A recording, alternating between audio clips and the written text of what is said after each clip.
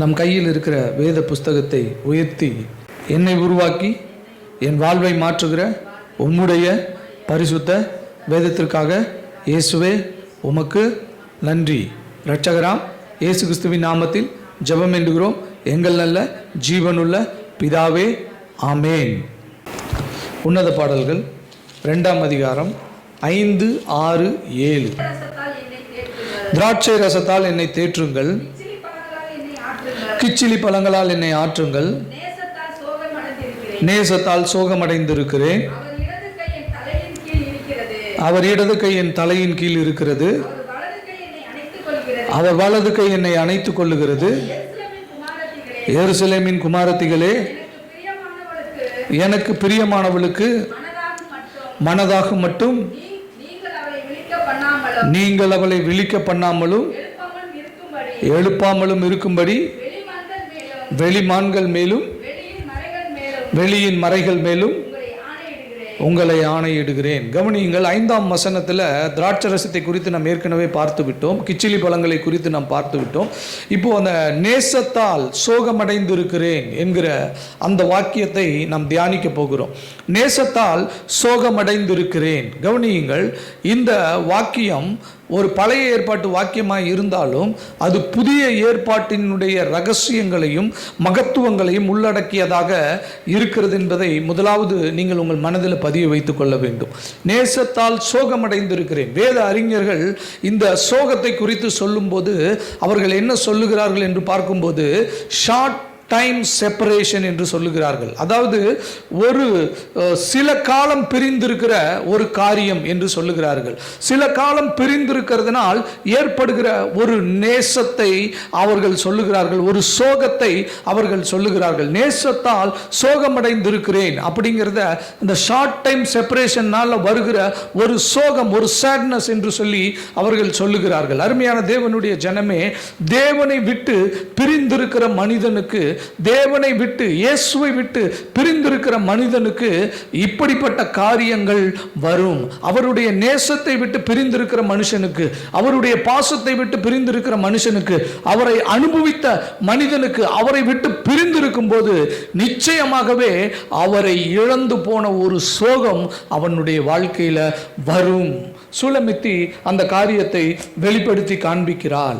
கவனிங்க, கர்த்தருடைய நேசத்தை பிரிந்த பிறகு சூலமித்தியினுடைய அந்த ஐக்கியத்தை, உறவை நாம் பார்த்தோம். கர்த்தரோடு அவளுக்கு இருந்த அந்த நேசத்தை குறித்து நம்ம பார்த்தோம். கர்த்தரோடு அவளுக்கு இருந்த அந்த தொடர்பை குறித்து நம்ம பார்த்தோம். ஐக்கியத்தை குறித்து நம்ம பார்த்தோம். அப்படிப்பட்ட நாட்களில் இருந்து ஒரு ஷார்ட் பிரேக் வருகிறது, ஒரு ஷார்ட் செப்பரேஷன் வருகிறது. ஒரு சில காலம் பிரிந்திருக்கிற ஒரு காரியம் அவளுடைய வாழ்க்கையில் வருகிறது. அப்போ அவள் அந்த நேசத்தை அவள் நினைவு கூறுகிறாள். அவள் அந்த நேசத்தை நினைவு கூர்ந்து அவள் பாடுகிற பாடல், நேசத்தால் சோகமடைந்திருக்கிறேன் என்று சொல்லி அவள் பாடுகிறாள். நேசத்தால் சோகமடைந்திருக்கிறேன் என்று சொல்லி பாடுகிறாள். அருமையான தேவனுடைய ஜனமே, ஆண்டவரை நாம் அப்படிப்பட்ட உறவுக்குள்ளாக ஆண்டவரோடு கூட நம்ம இருக்கும்போது, நம்ம ஆண்டவரை விட்டு பிரிந்திருக்கிற அந்த காரியத்தில் உண்மையாலுமே நம்மளுடைய வாழ்க்கையில் ஒரு பாதிப்பு காணப்படும். நம்மளுடைய உணர்ச்சியில் ஒரு பாதிப்பு காணப்படும். நம்முடைய ஐக்கியத்தில் ஒரு பாதிப்பு காணப்படும். ஆண்டவரோடு கூட இருக்கிற ஒரு உறவில் நிச்சயமாகவே ஒரு பாதிப்பு காணப்படும். அது நம்முடைய சரீரத்தில் காணப்படும், நம்முடைய முகத்தில் காணப்படும். ஜெபிக்கலனா, ஆண்டவரோடு கூட இருக்கலனா, ஆண்டவரை துதிக்கலனா, ஆண்டவருடைய வேதத்தை வாசிக்கலனா, நிச்சயமாகவே அவரோடு கூட இருந்த அந்த உறவில் இருந்து ஒரு ஷார்ட் பிரேக் நம்முடைய வாழ்க்கையில் வரும்போது நிச்சயமாகவே அது நமக்கு வெளிப்படுத்தி காண்பிக்கும், நம்முடைய சரீரத்தில் வெளிப்படுத்தி காண்பிக்கும். அப்படி வெளிப்படுத்தி காண்பிக்கல அப்படின்னா, அந்த உணர்ச்சி நம்மக்கிட்ட இல்லை அப்படின்னா, நம்ம பின்மாறி போன நிலைமையில் இருக்கிறோம் என்று சொல்லி அர்த்தம். ஏன் பல நாட்கள் வேதத்தை வாசிக்கலனா கூட கிறிஸ்துவ பிள்ளைகளினுடைய இருதயத்தில் எந்த ஒரு பாதிப்பும் இல்லாமல் இருக்கு.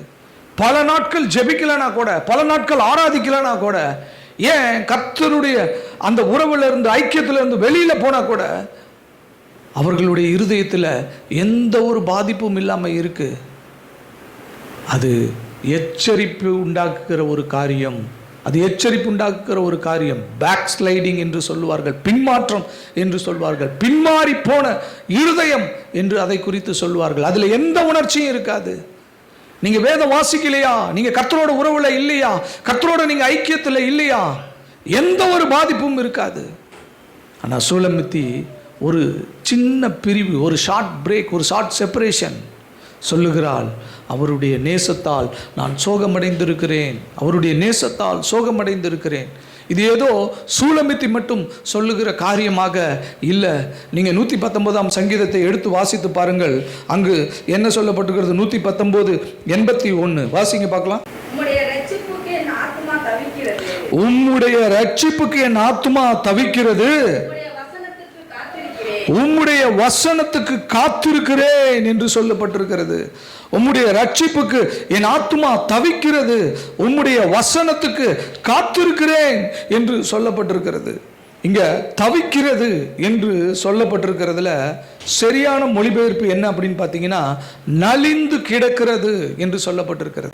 தவிக்கிறது அப்படிங்கிற அந்த காரியம் நலிந்து கிடக்கிறது என்று சொல்லப்பட்டிருக்கிறது. அப்படின்னா என்ன? உம்முடைய ரட்சிப்பு இல்லாதபடிக்கு நான் நலிந்து போய் மெலிந்து போய் இருக்கிறேன் என்று சொல்லி அங்கு சொல்லப்பட்டிருக்கிறது. அவருடைய ரட்சிப்பை பார்க்க முடியாதபடிக்கு, அவருடைய ரட்சிப்பை அனுபவிக்க முடியாதபடிக்கு இருக்கிற ஒரு நேரத்தில் அந்த மனிதனுடைய இருதயத்திலிருந்து வருகிற வார்த்தை, உம்முடைய ரட்சிப்புக்காக நான் தவிக்கிறேன், உம்முடைய ரட்சிப்புக்காக நான் நலிந்து போய் இருக்கிறேன் என்று சொல்லி வேதத்தில் அவர் சொல்லுகிறார். வேதத்தில் அவர் சொல்லுகிறார். அருமையான தேவனுடைய ஜனமே, சில காலம்தான் பிரிந்திருக்கிறார்கள். நேசரை பிரிந்திருக்கிற எவரும் சொல்லுகிற வார்த்தை இதுதான்.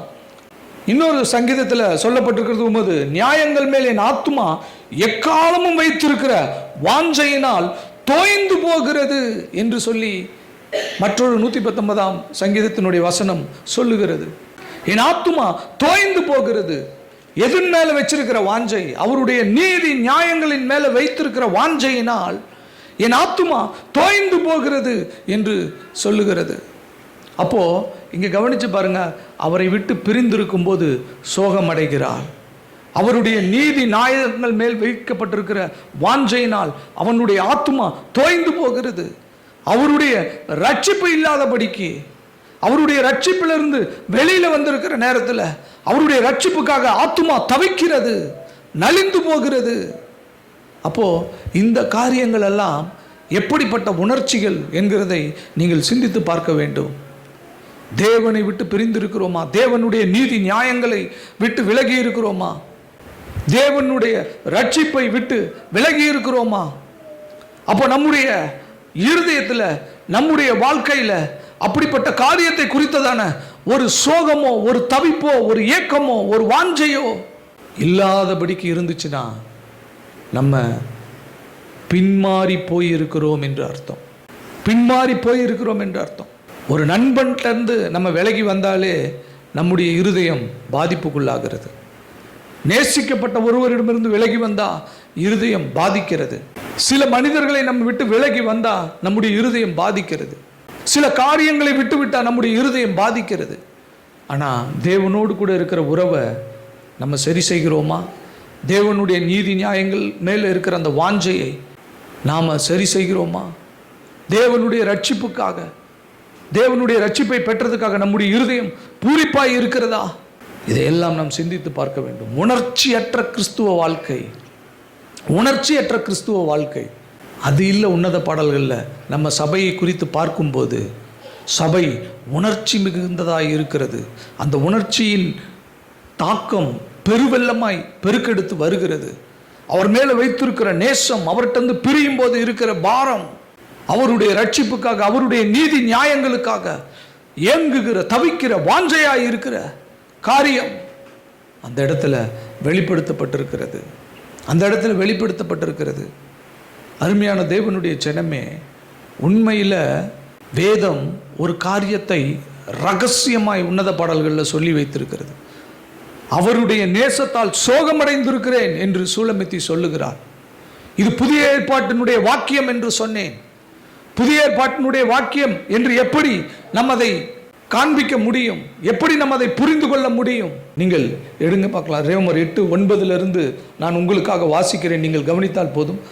தேவனுடைய ஆவி உங்களில் வாசமாய் இருந்தால் நீங்கள் மாம்சத்துக்குட்பட்டவர்களாய் இராமல் ஆவிக்குட்பட்டவர்களாய் இருப்பீர்கள். கிறிஸ்துவின் ஆவி இல்லாதவன் அவருடையவன் அல்ல. மாம்சத்துல நீங்கள் கிறிஸ்துவை பெற்றுக்கொண்டிருந்தா, மாம்ச பிரகாரமாக நீங்கள் கிறிஸ்துவை பெற்றுக்கொண்டிருந்தா, இப்படிப்பட்ட உணர்ச்சிகள் எல்லாம் உங்களிடத்துல இருக்காது. இப்படிப்பட்ட உணர்ச்சிகள் எல்லாம் உங்களிடத்துல இருக்காது. நீங்க மாம்சத்துல கிறிஸ்துவோடு ஐக்கியமா இருக்க முடியவே முடியாது. மாம்சத்துல நீங்க கிறிஸ்துவோடு ஐக்கியமா இருக்கவே முடியாது. இன்றைக்கு ஒரு மனிதன் கிறிஸ்துவனாக பிறந்து கிறிஸ்துவனாக சாகலாம். ஆனா கிறிஸ்துவோடு கூட இருக்கிற உறவுல, கிறிஸ்துவோடு கூட இருக்கிற ஐக்கியத்தில், கிறிஸ்துவோடு கூட இருக்கிற அந்த ஸ்நேகத்தில், பாசத்தில் அவனால் வளர்ச்சி அடைய முடியாது. அப்படிப்பட்ட ஒரு அனுபவத்தை அவன் பெற்றுக்கொள்ளவே முடியாது. நான் கிறிஸ்துவன், காலமுட்டுக்கும் சபைக்கு போகலாம், காலமுட்டுக்கும் சடங்காச்சாரமாக இருக்கலாம், காலமுட்டுக்கும் எல்லா சடங்கையும் அவன் செய்யலாம். ஆனால் பிரயோஜனம் இல்லை. அவனுடைய ஞானஸ்நானம் அது ஒன்றுமில்லாமல் போயிடும். அவனுடைய ஞானஸ்நானம் ஒன்றுமில்லாமல் போயிடும். இருதயத்தில் செய்யப்படுகிற விருத்த சேதனமே விருத்த சேதனம் என்று சொல்லி பவுல் அப்போஸ்தலன் சொல்லுகிறார். இருதயத்தில் இருக்கிற நுனித்தோலை நீக்கி போடுங்கள் என்று அப்போஸ்தலனாகிய பவுல் சொல்லுகிறார். இங்கே சொல்றாரு, மாம்சத்தில் நீ கிறிஸ்துவோடு கூட இருக்க முடியாது. நீ கிறிஸ்துவுக்குரியவனாய் இருக்கணும்னா, தேவனுடைய பிள்ளையாய் இருக்கணும்னா, தேவனுடைய ஆவி உனக்குள்ள இருக்க வேண்டும். தேவனுடைய ஆவி உன் மாம்சத்துக்குள்ள இருக்க வேண்டும். பரிசுத்த ஆவியானவர் மட்டும்தான் நீங்க பின்மாறி போகும்போது அவர் இப்படிப்பட்ட காரியங்களை, உணர்ச்சியை அவர் உங்களுடைய வாழ்க்கையில ஏற்படுத்துவார். நீங்க பரிசுத்த ஆவியானவரை பெற்றுக்கொண்டவர்களாக இருந்தீங்கன்னா, நீங்க வேதத்தை வாசிக்கலைன்னா உங்களுக்கு அந்த நேரத்தில் ஆண்டவர் உணர்த்துவார். உங்களுக்கு மனசு சரியா இருக்காது. எவ்வளவு பலவீனம் வந்தாலும், எவ்வளவு தூக்கம் வந்தாலும், எவ்வளவு நேரமானாலும் நீங்கள் கொஞ்ச நேரமாவது வேதத்தை வாசித்து ஜெபம் பண்ணி முடிச்சுட்டு தான் நீங்கள் படுக்கைக்கு போவீங்க. கர்த்தரை ஆராதிக்காமல் நீங்கள் இருக்க முடியாது. கர்த்தருடைய நீதி நியாயங்களை நீங்கள் பார்க்காமல் இருக்க முடியாது. அப்போ பரிசுத்த ஆவியானவர் உங்களுக்குள்ள இருக்க வேண்டும். சபைக்குள்ள பரிசுத்த ஆவியானவர் இருக்க வேண்டும். பரிசுத்த ஆவியானவர் இருக்கும்போது மட்டும்தான் கிறிஸ்துவோடு இருக்கிற உறவுல நம்ம சரியா இருப்போம். பரிசுத்த ஆவியானவர் இருக்கும்போது நாம் சொல்ல முடியும், நான் கிறிஸ்துவின் உடையவன். கிறிஸ்துவின் ஆவி இல்லாதவன் அவருடையவன் அல்ல. சூலமித்தியினுடைய பாட்டு என்ன? நான் என் நேசர் உடையவள், என் நேசர் என்னுடையவர். My beloved is mine and I am his. இதுதான் சூலமித்தியினுடைய பாட்டு. நான் என் நேசரை உடையவள், அவர் என்னுடையவர். கிறிஸ்துவின் ஆவி இல்லாதவன் எப்படி சொல்ல முடியும் அவர் என்னுடையவர் என்று? நான் அவருடையவன் என்று எப்படி சொல்ல முடியும்? சபை என்னுடைய பாட்டு அதுதான். சபை நேசருடையது, நேசர் சபைக்குரியவர். அப்போ சபைக்கு அவர் கொடுக்கப்பட்டிருக்கிறார் என்றால் அவருடைய ஆவி நமக்குள்ள இருக்க வேண்டும். பரிசுத்த ஆவியானவர் இருக்க வேண்டும். அப்போ பரிசுத்த ஆவியானவர் இருக்கும்போது மட்டும்தான் கிறிஸ்துவினுடைய ஆவி, தேவனுடைய ஆவி, பரிசுத்த தூய தேவ ஆவியானவர் நமக்குள்ள இருக்கும்போது மட்டும்தான் நாம கிறிஸ்துவுக்குள்ளாக இருக்க முடியும். கிறிஸ்துவின் உடையவர்களாக நாம் இருக்க முடியும். உன்னத பாடல் 2ஆம் அதிகாரம் 5ஆம் வசனம், நேசத்தால் சோகமடைந்திருக்கிறேன் என்பது புதிய ஏற்பாட்டினுடைய வாக்கியம் என்று சொல்லி நான் சொன்னேன். அந்த சோகம், அந்த தவிப்பு, அந்த ஏக்கம் புதிய ஏற்பாட்டில் கொடுக்கப்பட்டிருக்கிறது. புதிய ஏற்பாட்டில் அதை குறித்து சொல்லப்பட்டிருக்கிறது. ஒரு ஆத்துமா ஏன் தவிக்கிறது? ஒரு சிருஷ்டி ஏன் தவிக்கிறது? ஏன் அந்த சிருஷ்டி அது மெலிந்து போகிறது? ஏன் அந்த சிருஷ்டி தோய்ந்து போகிறது? ஏன் அந்த சிருஷ்டி சோகமாய் இருக்கிறது? இதை குறித்து புதிய ஏற்பாட்டில் சொல்லப்பட்டிருக்கிறது. ரோமர் 8ஆம் அதிகாரத்தை எடுத்து நீங்க வாசிச்சு பாருங்க. 19 முதல் 22 வசனங்களை வாசியுங்கள். மேலும் கவனிங்க, தேவனுடைய புத்திரர் வெளிப்படுவதற்கு சிருஷ்டியானது மிகுந்த ஆவலோடு காத்து கொண்டு இருக்கிறது. அது ஏனென்றால் சிருஷ்டியானது அழிவுக்குரிய அடிமைத்தனத்திலிருந்து விடுதலையாக்கப்பட்டு பெற்றுக்கொள்ளும் தேவனுடைய பிள்ளைக்குரிய மகிமையான சுயாதீனத்தை பெற்றுக்கொள்ளும் என்கிற நம்பிக்கையோட அந்த சிருஷ்டியானது சுய இஷ்டத்தினாலே அல்ல, கீழ்ப்படுத்தினவராலேயே மாயைக்கு கீழ்ப்பட்டிருக்கிறது. இந்த வசனத்தை நிறுத்தி நிதானமா வாசிங்க. ஆகையால் நமக்கு தெரிந்திருக்கிறபடியே இதுவரைக்கும் சர்வ சிருஷ்டியும் தவித்து, பாருங்க இங்க என்ன சொல்லப்பட்டிருக்கிறது, நமக்கு தெரிந்திருக்கிறபடி இதுவரைக்கும் சர்வ சிருஷ்டியும் ஏகமாய் தவித்து பிரசவ வேதனை படுகிறது. பிரசவ வேதனை படுகிறது. சர்வ சிருஷ்டியும் ஏகமாய் தவித்து பிரசவ வேதனை படுகிறது. என்ன வேதனை பட்டு கொண்டிருக்கிறது சர்வ சிருஷ்டியும்? தேவனுடைய புத்திரர் என்கிற அந்த ஸ்தானம் வெளிப்படும்படிக்கு. தேவனுடைய புத்திரர் என்கிறது நமக்கு சரியான விளக்கம் கொடுக்கலன்னா உங்களுக்கு அதற்கு தெளிவான விளக்கத்தை கொடுக்கிற வார்த்தைகளை உங்களுக்கு சொல்லுகிறேன். கடவுளின் பிள்ளைகள், கடவுளின் பிள்ளை என்கிற அந்த அந்தஸ்தை பெற்றுக்கொள்ளுவதற்கு, அந்த மகிமையை பெற்றுக்கொள்ளுவதற்கு அங்கு சொல்லப்பட்டிருக்கிற காரியம் என்ன? ஆண்டவர் அந்த சர்வ சிருஷ்டிக்கும் அந்த இருதயத்தில் அந்த ஏக்கத்தை வைத்திருக்கிறார்.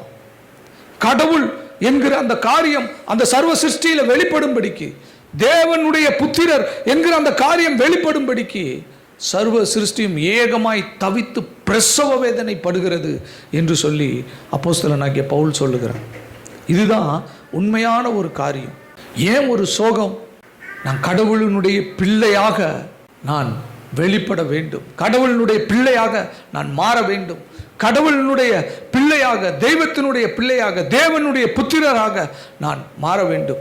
அவருடைய புத்திரனுக்கு ஒப்பாய் நான் சுவிகார புத்திரத்துவத்தை நான் பெற்றுக்கொள்ள வேண்டும் என்று சொல்லி சர்வ சிருஷ்டியும் ஏகமாய் தவித்து பிரசவ வேதனை படுகிறது என்று சொல்லி சொல்லப்பட்டிருக்கிறது. அப்போது ஒரு உன்னத உறவு என்ன? கிறிஸ்துவினுடைய ஆவியானவர், தேவனுடைய ஆவியானவர் எனக்குள்ள வர வேண்டும். நான் தேவனுடைய பிள்ளையாய் மாற வேண்டும். அப்பா பிதாவை என்று கூப்பிட பண்ணுகிற புத்திர சுகத்துக்குள்ள நான் வர வேண்டும். அதுதான் என்னுடைய உண்மையான ஸ்தானம், அதுதான் என்னுடைய உண்மையான ஒரு ஸ்தானம். அந்த இடத்துல தான் நான் அங்கிருந்து மறுரூபப்பட்டு என் ஆத்தும மணவாளனோடு பரலோகத்திற்குள்ள என் பிதாவின் இடத்துல நான் போய் சேர முடியும். அப்போது இங்கே உன்னத பாடல்களில் ரொம்ப அழகாக அங்கே சொல்லப்பட்டிருக்கிற அந்த காரியம், நேசத்தால் சோகமடைந்திருக்கிறேன். அந்த நேசத்தால் சோகமடைந்திருக்கிறேன் அப்படின்னா என்ன அர்த்தம்? அந்த நேசத்தினால நான் பெரிய காரியத்தை நான் எதிர்பார்க்கிறேன். இன்னும் என் வாழ்க்கையில் ஒரு பெட்டரான ஒரு பொசிஷனை நான் எதிர்பார்க்கிறேன். இன்னும் ஒரு காரியம் என் ஆவியில் நான் இன்னும் ஏங்குகிறேன், தவிக்கிறேன். இன்னும் ஒரு உறவுக்குள்ள நான் வருகிறதற்கு நான் முயற்சி செய்கிறேன், பிரசவ வேதனை படுகிறேன். அப்போ அதனுடைய காரியம் என்ன? தேவனுடைய புத்திரர் வெளிப்படுகிறதற்கு, தேவனுடைய புத்திரர் வெளிப்படுகிறதற்கு, தேவனுடைய புத்திரர் வெளிப்படுகிறதற்கு, தேவனுடைய பிள்ளைகளாய் மாற்றப்படுவதற்கு, தேவனுடைய பிள்ளையாய் இருந்து ஆத்தும மணவாளனோடு கூட சபைக்காக அவர் வருகிற அந்த ரகசிய வருகையில் எடுத்துக்கொள்ளப்பட்டு என் பிதாவின் இடத்துல போய் சேருவதற்கு நான் பிரசவ வேதனை பட்டு கொண்டு இருக்கிறேன் என்று சொல்லி அங்கு சொல்லப்பட்டிருக்கிறது. அருமையான தேவனுடைய ஜனமே, நான் ஏற்கனவே சொன்னேன் அந்த ஷார்ட் டைம் செப்பரேஷன் என்று சொல்லி சொன்னேன். சில காலம் தேவனை விட்டு பிரிந்திருக்கிற, நேசரை விட்டு பிரிந்திருக்கிற ஒரு காரியம் என்று சொன்னேன். கவனிங்க, அந்த சில காலம் என்கிறது என்ன அப்படின்னு பார்த்தீங்கன்னா, சபை கர்த்தராகிய இயேசு கிறிஸ்துனுடைய சரீரமாகிய சபையாக உருவாக்கப்பட்டு அவருடைய இரத்தத்தினால மீட்கப்பட்டு இப்போ சபை நடந்து கொண்டு இருக்கிறது. இப்போ இந்த சபையினுடைய நாட்களுக்கும் ஆண்டவராகிய இயேசு கிறிஸ்து சபைக்காக ரகசியமாய் வருகிற அந்த நாட்களுக்கும் இடைப்பட்டிருக்கிற அந்த நாட்களை தான் சில காலம், அந்த ஷார்ட் டைம் செப்பரேஷன் என்று சொல்லப்பட்டிருக்கிறது.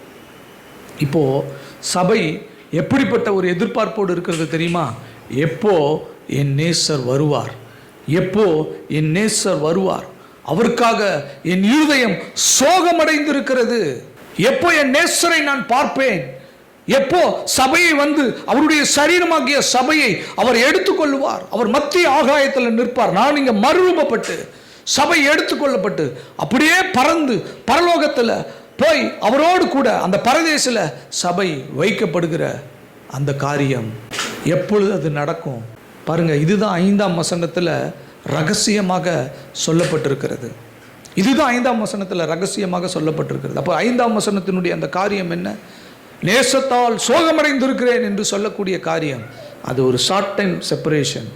அதற்கு அடுத்த பெட்டரான உறவுக்குள்ளே போகிற ஒரு காரியம், அதற்குண்டான தவிப்பு, அதற்குண்டான ஏக்கம், அதற்குண்டான ஒரு வாஞ்சை, அதற்கப்புறம் அவருடைய வருகையை எதிர்நோக்கி காத்திருக்கிற அந்த காரியம்.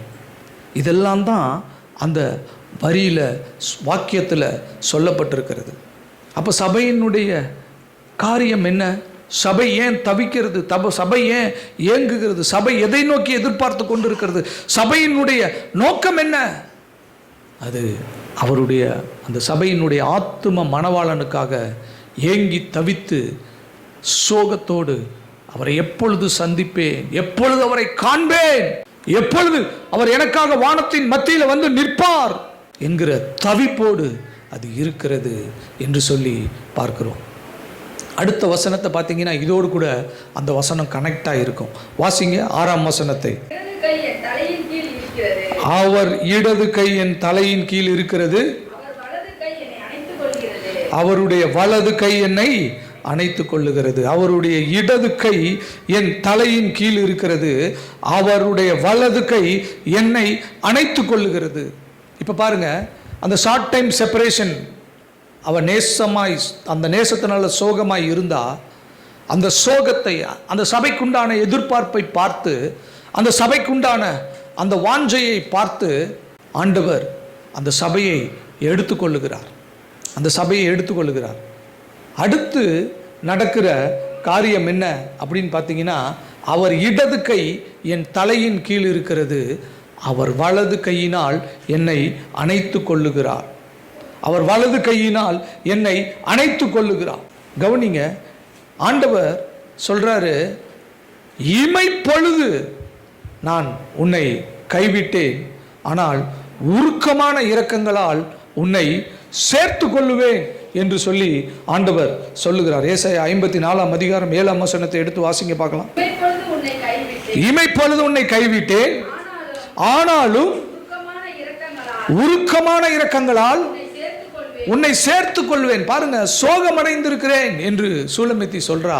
அந்த ஷார்ட் டைம் செப்பரேஷன், கொஞ்சம் காலம் உன்னை கைவிட்டேன், ஆனா உருக்கமான இரக்கங்களால் உன்னை சேர்த்து கொள்ளுவேன் என்று சொல்லி ஆண்டவர் சபையை சேர்த்து கொள்ளுகிறார்.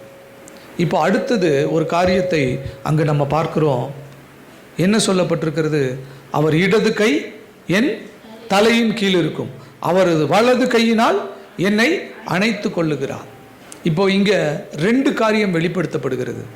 இடது கை ஒரு காரியத்தை வெளிப்படுத்துகிறது, வலது கை ஒரு காரியத்தை வெளிப்படுத்துகிறது.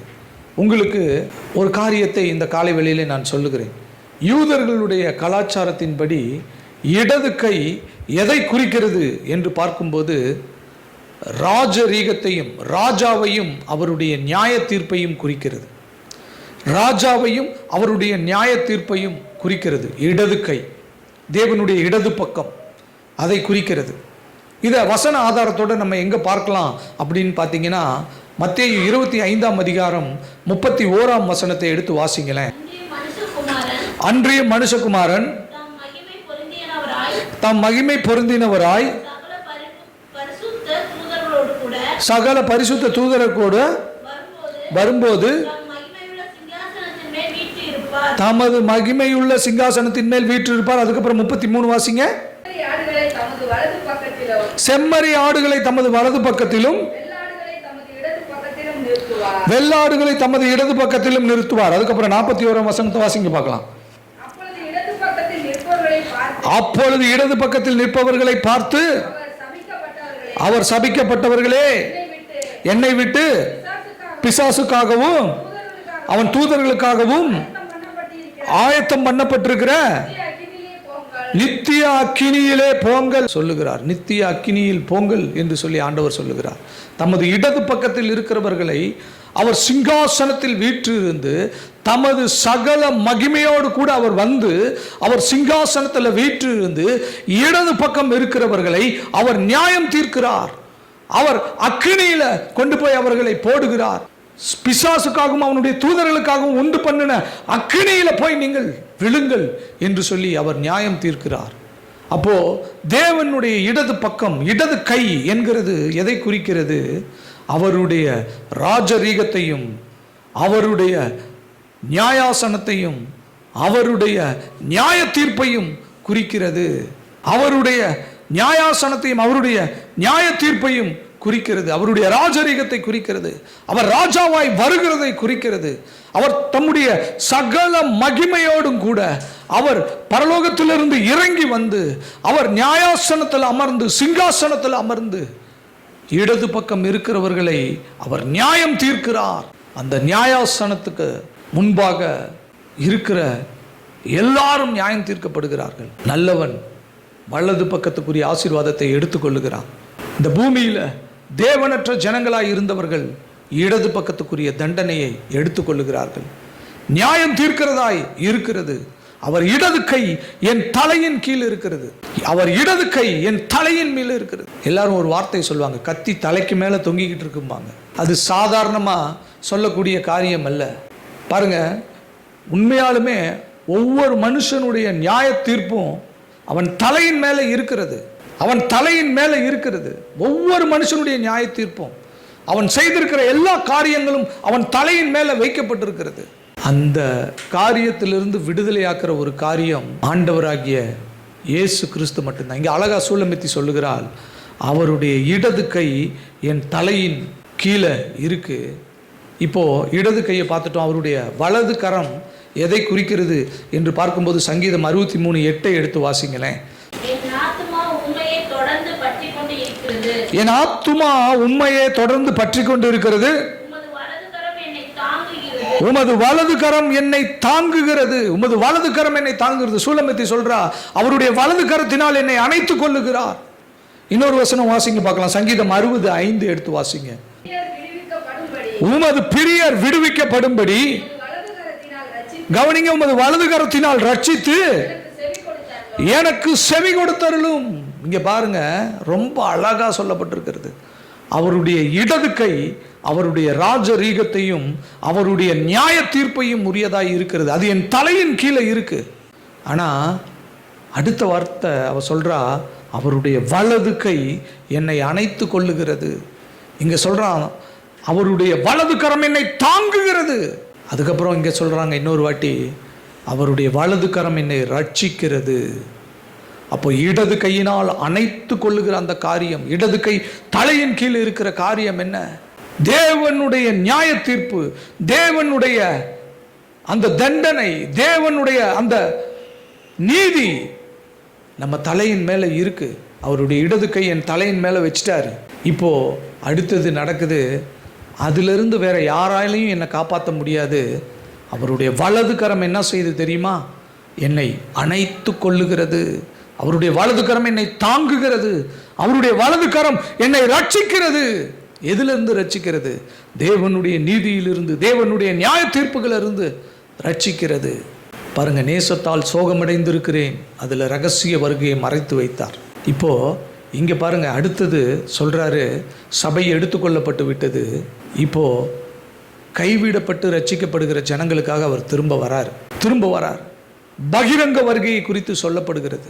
பகிரங்க வருகையை குறித்து சொல்லப்படுகிறது. அந்த நியாய தீர்ப்பிலிருந்து தப்பி மீந்திருக்கிறவர்களுக்காக, அந்த நியாய தீர்ப்பிலிருந்து தேவனுடைய வலது கரத்தின் ரட்சிப்பை அனுபவிக்கிறவர்களுக்காக அங்க திரும்ப வருகிறார். பாருங்க, ரகசிய வருகை, இரண்டாம் வருகை, ரெண்டு காரியம் அழகா அந்த 5:6 சொல்லியிருக்கு. பாருங்க, தேவன் எவ்வளவு பெரிய சத்தியத்தை அதில் மறைத்து வைத்திருக்கிறார். அவர் இடது கை என் தலையின் கீழ் இருக்கிறது, அவருடைய வலது கரம் என்னை ரட்சிக்கிறது. இது சாதாரண ஒரு காரியம் அல்ல. வேதத்தில் பாருங்க, ரொம்ப அழகா சபையை குறித்தும், சபையை தெரிந்தெடுத்ததை குறித்தும், சபையினுடைய நேசத்தை குறித்தும், சபையோடு கூட இருக்கிற உறவை குறித்தும், சபைக்கு இருக்கிற முடிவை குறித்தும் அதற்கப்புறம் இந்த உலகத்துக்கு இருக்கிற நியாய தீர்ப்பை குறித்தும் எவ்வளவு அழகாக அந்த கவிதை துவத்தில் ஒரு பாடலாக அங்கு பாடப்பட்டிருக்கிறது. இதெல்லாம் சாதாரணமான ஒரு காரியம் அல்ல.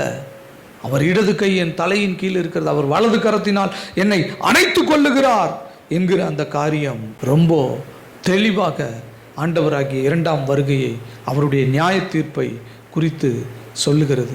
5 ரகசிய வருகை, 6 இரண்டாம் வருகை.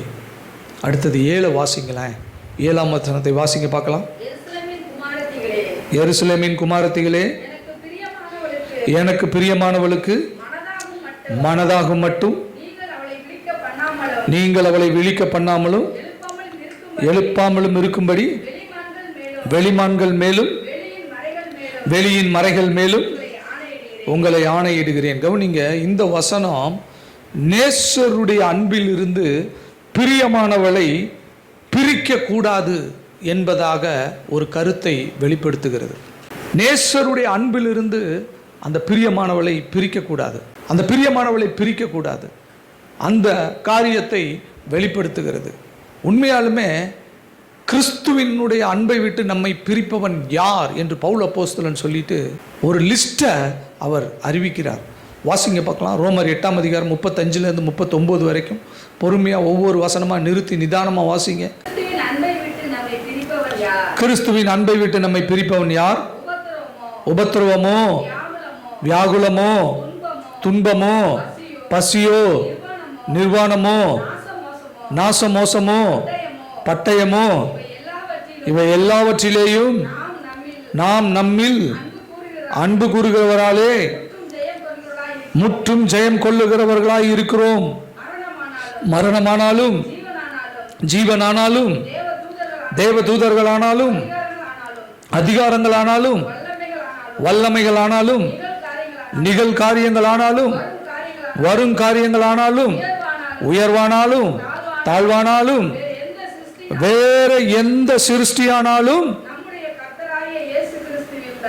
நம்முடைய கர்த்தராகிய இயேசு கிறிஸ்துவில் உள்ள தேவனுடைய அன்பை விட்டு நம்மை பிரிக்க மாட்டாதென்று நிச்சயத்திருக்கிறேன். கவனிங்க, இன்னும் அழகா இன்னொரு வசனத்தில் சொல்றாரு, உமது நிமித்தம் எந்த நேரமும் கொல்லப்படுகிறோம், அடிக்கப்படுகிறோம், அடிக்கப்படும் ஆடுகளைப் போல எண்ணப்படுகிறோம் என்று எழுதியிருக்கிறபடி நேரிட்டாலும் என்று சொல்லிட்டு இது எல்லாத்தையும் சொல்றார். நியர் டு டெத், சாவுக்கு சமீபமாய் இருக்கிறோம் என்று சொல்லப்பட்டாலும், இதெல்லாம் எங்களுடைய வாழ்க்கையில் நடந்தாலும், உபத்திரவமோ, நிர்வாணமோ, நாசமோசமோ, பட்டயமோ, மரணமானாலும் ஜீவனானாலும் தேவ தூதர்களானாலும் அதிகாரங்களானாலும் வல்லமைகளானாலும் நிகழ்காரியங்களானாலும் வருங்காரியங்களானாலும் உயர்வானாலும் தாழ்வானாலும் வேறு எந்த சிருஷ்டியானாலும் நம்முடைய கிறிஸ்து இயேசுவில் உள்ள தேவனுடைய அன்பை விட்டு நம்மை பிரிப்பவன் யார் என்று சொல்லுகிறான். 7ஆம் வசனத்தில் சொல்லப்பட்டிருக்கிறது, அவளை விழிக்க பண்ணாமல் இருங்கள். அந்த நேசருடைய அன்பை விட்டு பிரிக்கிற தடையை அவளுக்கு கொண்டு வராமல் இருங்கள் என்று சொல்லுகிறான். ஒரு காரியமும் அவருடைய அன்பை விட்டு நம்மை பிரிக்கக்கூடாது. உண்மையா ஒரு காரியத்தை உங்களுக்கு காண்பித்து கொடுக்கிறேன் பாருங்க. தேவனுடைய மகிமையை பார்த்தவர்கள், தேவனுடைய மகிமையை கண்டவர்கள் அந்த மகிமையிலிருந்து விலகி போகணும் அப்படின்னு நினைக்கவே மாட்டாங்க. அந்த மகிமையிலிருந்து விலகி போகணும்னு நினைக்கவே மாட்டாங்க. தேவனுடைய மகிமையை நீங்கள் பார்த்துட்டீங்க அப்படின்னா, தேவனுடைய அந்த மகத்துவத்தை நீங்கள் பார்த்துட்டீங்க அப்படின்னா, நீங்கள் அந்த மகிமையிலிருந்து விலகி போக விரும்பவே மாட்டீங்க. மறுரூப மலையில் இந்த காரியம் ரொம்ப அழகாக நடந்தது. ஆண்டவராகிய இயேசு கிறிஸ்து மறுரூப மலைக்கு பேதுருவையும் யாக்கோபையும் யோவானையும் கொண்டு போனார். அங்கே அவர்களுக்கு முன்பாக மறுரூபமானார்.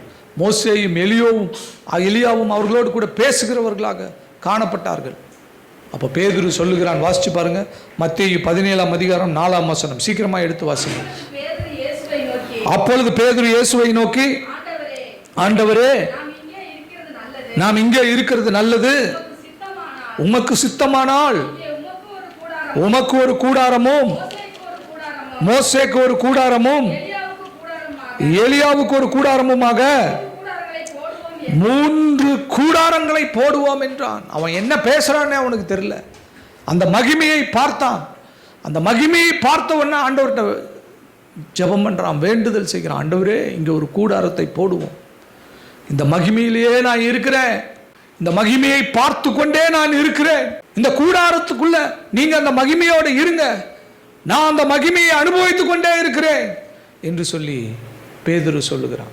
இதை தான் அங்கே 7வது வசனத்தில் வெளிப்படுத்தி காண்பிக்கிறது. அந்த நேசருடைய அன்பை விட்டு அவளை விழிக்க பண்ணாமல் இருங்கள். அவளை அந்த நேசரோடு கூட இருக்கட்டும், அங்கேயே கூட அந்த உறவுல இருக்கட்டும், அந்த மகிமையிலே இருக்கட்டும். நிச்சயமாக பரலோகத்தில் ஒரு கூடாரம் இருக்கிறது, கையினால் செய்யப்படாத ஒரு கூடாரம் இருக்கிறது, ஆசரிப்பு கூடாரம் இருக்கிறது. அங்கு அவருடைய மகிமையை அவர் வெளிப்படுத்தி காண்பிப்பார், அவருடைய மகிமையை அவர் வெளிப்படுத்தி காண்பிப்பார். அந்த மகிமையை நாம் பார்ப்போம். அப்போது இந்த உலகத்தில் இருந்த எல்லா காரியங்களும் அசுத்தமாய் போயிடும். அவருடைய மகிமையை நம்ம பார்க்கும்போது, அவருடைய மகிமையை பார்க்கும்போது அதை விட வேற ஒரு உன்னதமான காரியம் எதுவுமே இல்லை. பேதுரு சொல்லுகிறான், ஒரு கூடாரத்தை போடுவோம்.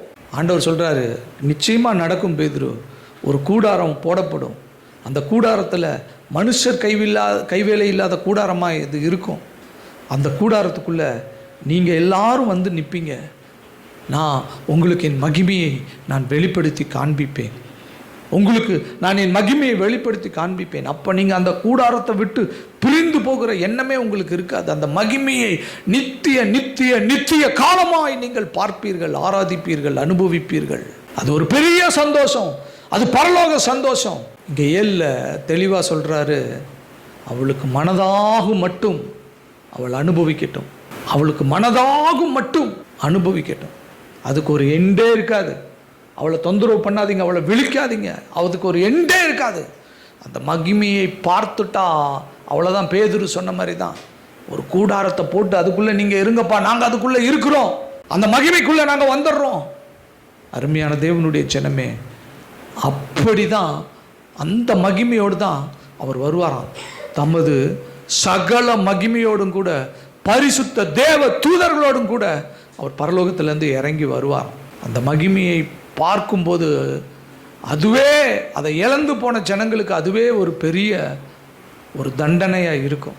அதுக்கு மேலே அவர் தம்முடைய ரட்சிக்கப்பட்டிருக்கிற சபையை, தம்முடைய சுய ரத்தத்தினால் மீட்டெடுத்திருக்கிற சபையை அவர் தன்னுடைய வலது கையினால் அணைத்து கொண்டு இருக்கிறதை பார்க்கும்போது, அந்த நியாய தீர்ப்பு அவங்களுக்கும் இருந்துச்சு, ஆனால் அந்த ரட்சிப்பு அவங்கள காப்பாற்றிடுச்சு அப்படின்னு கைவிடப்பட்ட ஜனங்கள் எல்லாம் கதறுவார்களாம். அடுத்த அனுபவம் பரலோக அனுபவம்.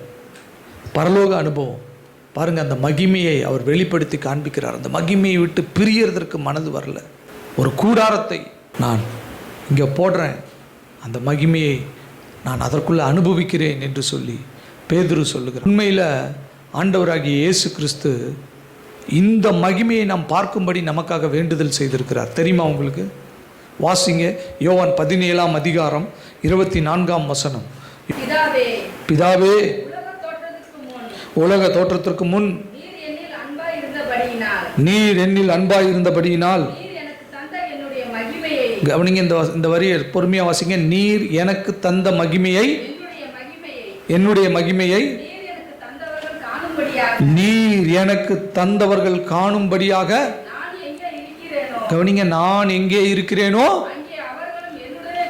அங்கே அவர்களும் என்னுடனே கூட இருக்க விரும்புகிறேன். கவனிங்க, அந்த மகிமையை விட்டு பிரியக்கூடாதுன்னு சபை நினைக்குது. சபையை தொந்தரவு பண்ணாதீங்க, அந்த மகிமையிலேருந்து சபையை பிரிக்காதீங்க, அந்த மகிமையிலேயே சபை இருக்கட்டும்னு சபை சொல்லுது. பேதுரு சொல்லுகிறான், ஆண்டவரே ஒரு கூடாரத்தை போடுகிறோம், ஆண்டவரே இந்த மகிமையை நான் அனுபவித்து கொண்டே இருக்கணும்னு சொல்லி பேதுரு சொல்லுகிறான். இப்போ ஆண்டவர் ஜெபம் பண்ணுறாரு, பிதாவே, உலக தோற்றத்திற்கு முன் நீர் எனக்கு தந்த என்னுடைய மகிமையை நீர் எனக்கு தந்தவர்கள் காணும்படியாக நான் எங்கே இருக்கிறேனோ அங்கே அவர்களும் என்னுடனே கூட இருக்கும்படி வேண்டுகிறேன். பாருங்கள், எவ்வளவு அழகான ஒரு ஜெபம். அவர் எங்கே இருக்கிறாரோ அந்த இடத்துல நம்மளை கொண்டு வந்து அந்த மகிமையை நாம் பார்க்கும்படிக்கு அவர் வைக்கிறார். அருமையான தேவனுடைய ஜனமே, இதுதான் தேவன் நமக்காக வைத்திருக்கிற காரியம். ஆனால் பிசாசு இந்த உலகத்தை அந்த மகிமையை நம்ம பார்க்க முடியாதபடி நம்முடைய மனக்கண்களை குருடாக்குகிறான். வாசிங்க பார்க்கலாம், 2 கொரிந்தியர் 4ஆம் அதிகாரம் 4ஆம் வசனத்தை எடுத்து வாசிங்க. தேவனுடைய சாயலாய் இருக்கிற கவனிங்க, கிறிஸ்துவினுடைய மகிமையான சுவிசேஷத்தின் ஒளி அவிசுவாசிகளாகிய அவர்களுக்குள் பிரவேசமாய் இராதபடிக்கு இப்பிரபஞ்சத்தின் தேவனானவன் அவருடைய மனதை குருடாக்கினான். பாருங்க, அதனாலதான் உலகத்துல அந்த மகிமையை பார்க்க முடியாதபடிக்கு, அந்த மகிமையை ருசிக்க முடியாதபடிக்கு, என்றென்றைக்கும் அந்த மகிமையை அனுபவிக்க முடியாதபடிக்கு உலகத்தில் அவன் கலர்ஃபுல்லான லைட்ஸை அவன் ஏற்படுத்துகிறான். பல வர்ணமான காரியங்களை அவன் ஏற்படுத்துகிறான். இந்த உலகத்தில் அவன் பிரபஞ்சத்தின் தேவனாய் இருக்கிறபடினால மனுஷருடைய கண்களுக்கு பல காரியங்களை அவன் ஏற்படுத்துகிறான். அவன் கண்களுக்கு பிரியமாய் இருக்கிற காரியங்கள், பார்க்கும்போது இன்ட்ரெஸ்டிங்காக இருக்கிற காரியங்கள், அப்படியே ஜக ஜகன்னு லைட்டு ஊன்னு அப்படியே ஒரு பெரிய ஒரு பகட்டான காரியத்தை அவன் ஏற்படுத்துகிறான். எதற்காக? தேவனுடைய மகிமையை நாம் பார்க்க முடியாதபடிக்கு, கிறிஸ்துவின் சாயலை நாம் தரிசிக்க முடியாதபடிக்கு, அவருடைய சுவிசேஷத்தை நாம் கேட்க முடியாதபடிக்கு நம்முடைய மனக்கண்களை அவன் குருடாக்குகிறான். மனக்கண்கள் குருடாக்கப்பட்ட இருதயம் இருளாக இருக்கும். அந்த இருளில் அவங்க என்ன செய்ய முடியாது? தேவனுடைய அந்த மகிமையை அவர்கள் பார்க்க முடியாது. ஆனால் எந்த இருளையும் பிரகாசிக்க பண்ணுகிற தேவனுடைய ஒளி அவர்களுடைய இருதயத்தில் வீசும் பொழுது, அவர்கள் அந்த ஒளியை அவர்கள் பார்க்கும்போது அந்த இருளிலிருந்து அவர்கள் விடுதலை ஆகிறார்கள். ஆனால் அதற்கு பிரபஞ்சத்தின் தேவனானவன் விடுகிறது இல்லை. ஏன் இப்படிப்பட்ட சத்தியங்கள் வெளியில் போகிறது இல்லை? குருட்டாட்டமாய் இருக்கிற காரியம் அல்ல. பாருங்கள், முதல்ல ரகசிய வருகை, அடுத்தது பகிரங்க வருகை, அடுத்தது பரலோக அனுபவம். 5, 6, 7 எவ்வளவு அழகாக அந்த காரியத்தை அவர் சொல்லி வைத்திருக்கிறார். ரகசிய வருகையை பற்றி வெளிப்படுத்துகிறது. நேசத்தில் சோகமானே, கர்த்தருடைய பகிரங்க வருகை, அவர் ராஜாவாக நியாயம் தீர்க்க வருகிறவராக, அவருடைய சிங்காசனத்தின் மேலே சகல மகிமையோடும் பரிசுத்த தூய தேவா தூதர்களோடும் அவர் வந்து அவருடைய சிங்காசனத்தில் அமர்கிற அந்த காரியத்தை அறிவிக்கிறது. 3வது, கர்த்தருடைய மகிமையில் அவருடைய பிள்ளைகள் மகிழ்ந்திருக்கிற காரியத்தை அறிவிக்கிறது. ரகசிய வருகை, பகிரங்க வருகை, பரலோகம். ரொம்ப அழகாக இந்த 3 வசனங்களில் அந்த காரியம் வெளிப்படுத்தப்படுகிறது. நேசத்தால் சோகமடைந்திருக்கிறேன், இதெல்லாம் ஒரு கோட்வேர்ட். இதை நம்ம டீகோட் பண்ணி பார்க்கணும். அவருடைய இடது கை என் தலையில் கீழ் இருக்கும், அவர் வலது கரத்தினால் என்னை அணைத்து கொள்ளுகிறார். எருசலேமின் குமாரத்திகளே, எனக்கு பிரியமானவளுக்கு மனதுள்ளாக மட்டும் அவளை விழிக்க பண்ணாதிருங்கள் என்று வெளி மான்கள் மேலும் வெளியின் மறைகள் மேலும் ஆணையிடுகிறேன். இதில் இன்னும் கூட ஒரு சத்தியத்தை நான் உங்களுக்கு சொல்லலாம். ஆனால் அது கொஞ்சம் கடினமான ஒரு காரியம். அது புரிந்து கொள்ளுகிறதற்கு நமக்கு அந்த அளவுக்கு ஒரு இது இல்லை. அதனால் இந்த லெவலே நமக்கு சாட்டிஸ்ஃபேக்ஷனாக இருக்குது. அந்த ரகசிய வருகை, அந்த பகிரங்க வருகை, அவருடைய மகிமையை காண்கிற அனுபவம், இது எல்லாமே நம்மோடு தொடர்புடைய காரியங்கள், சபையோடு தொடர்புடைய காரியங்கள். சபை ரகசிய வருகையில் எடுத்துக்கொள்ளப்படும். பகிரங்க வருகையில் சபையோடு அவர் வருவார். பரிசுத்த ஜனங்களோடு, பரிசுத்த தூதர்களோடு அவர் வருவார். அவருடைய சிங்காசனத்தில் உட்காருவார். இந்த உலகத்தை நியாயம் தீர்ப்பார். அதற்கப்புறம் பரலோகத்தில் அவருடைய மகிமையை நித்தமாய் நித்திய காலமாய் நாம் அனுபவிப்போம். இதுதான் உண்மையாக சபைக்கு இருக்கிற எதிர்காலம், ஃபியூச்சர் ஆஃப் சர்ச். நம்முடைய சபைக்கு இருக்கிற எதிர்காலம் இதுதான். கிறிஸ்துவனுடைய சரீரத்திற்கு இருக்கிற எதிர்காலம் இதுதான். இதை நோக்கி தான் சபை பயணப்பட்டு கொண்டு இருக்கிறது.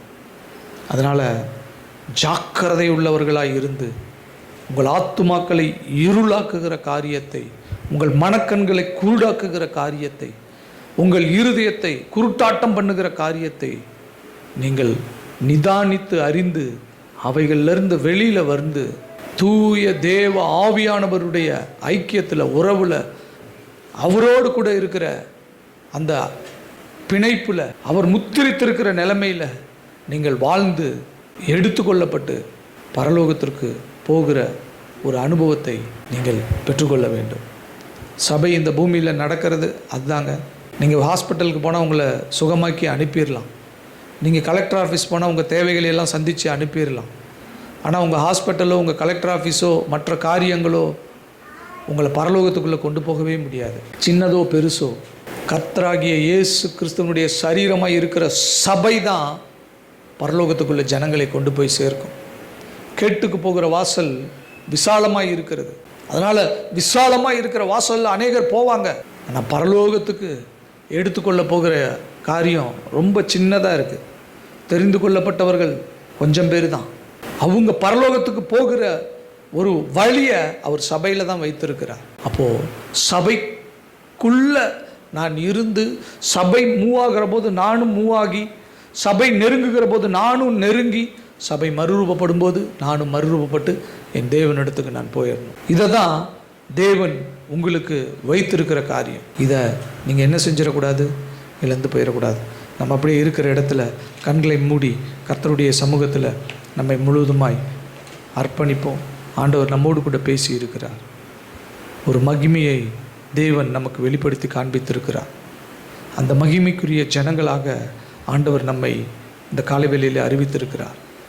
நீர் எனக்கு தந்தவர்கள் என்னுடைய மகிமையை காணும்படிக்கு, நான் என்னுடைய மகிமையில் நிறைந்திருக்கிற அந்த காட்சியை அவர்கள் பார்க்கும்படிக்கு, நித்தியமாய் அந்த மகிமையை அனுபவிக்கும்படிக்கு நான் எங்கே இருக்கிறேனோ அங்கே அவர்களும் என்னோடு கூட இருக்கும்படி நான் வேண்டுதல் செய்கிறேன் என்று நம்முடைய மீட்பெரும் நம்முடைய இரட்சகரும் நம்முடைய ஆத்தும மணாளனும் நமக்காக வேண்டுதல் செய்திருக்கிறார். சபையே ஏதோ ஒரு சாதாரணமான ஒரு காரியம் அல்ல. உலகம் முழுவதும் திரள் கூட்டமான ஜனம் இருந்தது. 5 கோடிக்கு மேலே அந்த நாட்களில் பாப்புலேஷன் இருந்ததாக சொல்லுகிறார்கள். இந்த நம்பர் சரியா தப்பான்னு எனக்கு தெரியல. இயேசுவனுடைய சரீரமாகிய பேழைக்குள்ள காக்கப்பட்டவர்கள் 8 பேர்.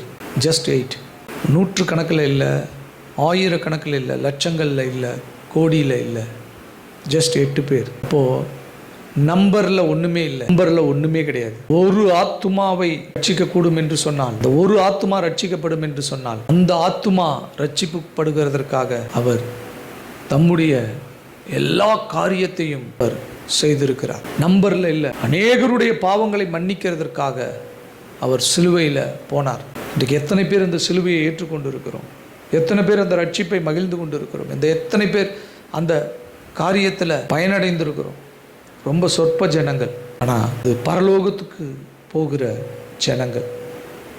அதனால் இந்த நாளில் சபையினுடைய எதிர்காலத்தோடு நாம் பயணிக்க வேண்டும். சபையினுடைய எதிர்காலத்தோடு நாம் பயணித்து இந்த பூமியில் வாழணும். அப்போ தான் நமக்கு சரியான விதத்தில் ஆசீர்வாதங்கள் கிடைக்கும். சரியான விதத்தில் ஆண்டவர் நம்மை இந்த பூமியில் வாழுகிறதுக்குண்டான ஆசீர்வாதத்தை அவர் கொடுப்பார். ஆனால் இந்த காரியங்களை நீங்கள் மனதில் வைத்துக்கொண்டு நீங்கள் நிதானித்து பாருங்கள். நீங்கள் இதெல்லாம் உட்கார்ந்து ஆலோசனை பண்ணி பாருங்கள். நல்ல பிதாவே, நன்றியோடு உம்மை துதிக்கிறோம் ராஜா, உம்மை ஸ்தோத்தரிக்கிறோம் அப்பா. நேற்றும் இன்றும் என்றும் மாறாதெங்கள் நல்ல தெய்வமே, உம்மை துதிக்கிறோம், உம்மை ஸ்தோத்தரிக்கிறோம். ஆண்டவரே, மாயையான காரியங்களுக்கு நீர் எங்களை அழைக்கல. இந்த உலகத்தின் ஒளிக்கும் வெளிச்சத்துக்கும் நீர் எங்களை அழைக்கல. ஆண்டவரே, இந்த உலகத்தினுடைய சிற்றின்பங்களுக்கும் இந்த உலகத்தினுடைய சந்தோஷத்திற்கும் நீர் எங்களை அழைக்கல. ஆண்டவரே, இந்த உலகத்தினுடைய எந்த ஒரு ஆண்டவரே ஒரு மகிழ்ச்சிக்கும் நீர் எங்களை அழைக்கல. ஆண்டவரே, எங்களுடைய அழைப்பு பரம கானான், பரலோகம், அதை நோக்கி இருக்கிறது. ஆண்டவரே, அதற்காக தேவனுடைய புத்திரனாய் மாறுகிறதற்கு உண்டான ஒரு தவிப்பு எங்களுக்குள்ளே கொடுக்கப்பட்டிருக்கிறது. ஏகமாய் பிரசவ வேதனை படுகிற ஒரு தவிப்பு எங்களுடைய சரீரத்தில் கொடுக்கப்பட்டிருக்கிறது. ஆண்டவரே, நாங்கள் ஆண்டவரே தேவனுடைய புத்திரர்களாய் மாற, ஆண்டவரே தேவனுடைய பிள்ளைகளாக மாற, ஆண்டவரே எங்களுக்கு ஆண்டவரே உம்முடைய சிலுவை எங்களுக்கு உதவி இருக்கிறது. உம்முடைய ரட்சிப்பு எங்களுக்கு உதவி இருக்கிறது. இன்றைக்கு நாங்கள் புத்திர சுவிகாரத்தின் ஆவியை பெற்றிருக்கிறோம். ஆண்டவரே, இந்த இடத்திலிருந்து நாங்கள் நகர்ந்து நகர்ந்து நகர்ந்து மறுரூபப்பட்டு மணவாளனை காண்கிற அந்த காரியத்திற்குள்ளே நாங்கள் போகணும். தகப்பனே, இதற்காக நீர் எங்களோடு கூட இடைப்படுகிற உம்முடைய காரியத்திற்காக உமக்கு நன்றி. உம்முடைய வார்த்தைகளுக்காக உமக்கு தொடர்ந்து எங்களோடு கூட நீர் பேசுவீராக. வந்து இந்த சத்தியத்தை கேட்டதால் நம்முடைய பிள்ளைகள் ஆசீர்வதிக்கப்படட்டும்.